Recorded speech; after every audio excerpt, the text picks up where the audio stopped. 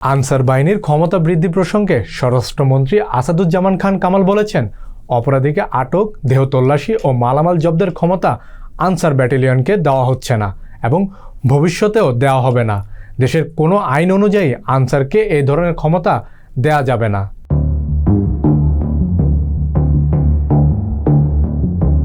Answer বাহিনীর ক্ষমতা বাড়ানোর দাবি বহুদিনের।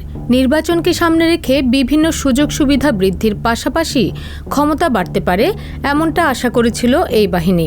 তবে এমন ভাবনাকে উড়িয়ে দিলেন স্বরাষ্ট্রমন্ত্রী আসাদুজ্জামান খান কামাল। তিনি বলেছেন, অপরাধীকে আটক, দেহ তল্লাশি ও মালামাল জব্দের ঘটনা আনসার ব্যাটালিয়নকে দেওয়া হচ্ছে না এবং ভবিষ্যতেও দেওয়া হবে না। দেশের কোনো আইন অনুযায়ী আনসারকে এই ধরনের ক্ষমতা দেওয়া যাবে না।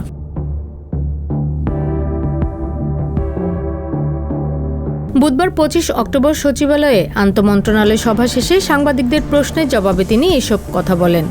ফৌজদারি কার্যবিধির আওতায় থেকেই আইনশৃঙ্খলা বাহিনীকে কাজ করতে হবে জানিয়ে স্বরাষ্ট্রমন্ত্রী বলেন, আনসার ব্যাটালিয়নকে গ্রেফতার বা আটকের ক্ষমতা দিয়ে আইন করার বিষয়ে কোনো সিদ্ধান্ত হয়নি।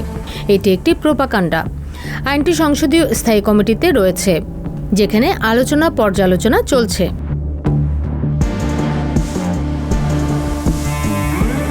আঠাশ তারিখের সমাবেশ প্রসঙ্গে এক প্রশ্নের জবাবে আসাদুজ্জামান খান কামাল বলেন, দেশের সরকার বদল হবে সংবিধান অনুযায়ী নির্বাচনের মধ্য দিয়ে। তবে সংবিধানের বাইরে গিয়ে কেউ কিছু করতে চাইলে আইনশৃঙ্খলা বাহিনী ব্যবস্থা নেবে।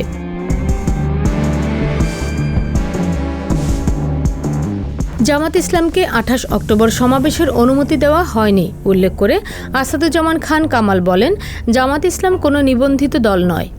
এর আগেও দলটি সভা সমাবেশের নামে বিশৃঙ্খলা সৃষ্টি করেছে। আসাদুজ্জামান খান কামাল আরও বলেন, জামাত বলে কোনো কথা নেই। দেশের নিয়মকানুন মেনে, দেশের আইনশৃঙ্খলা বাহিনীর নির্দেশনা মেনে যে কেউ যে কোনো কথা বলতে পারেন। এটা গণতান্ত্রিক দেশ, গণতন্ত্রের চর্চা এখানে আছে।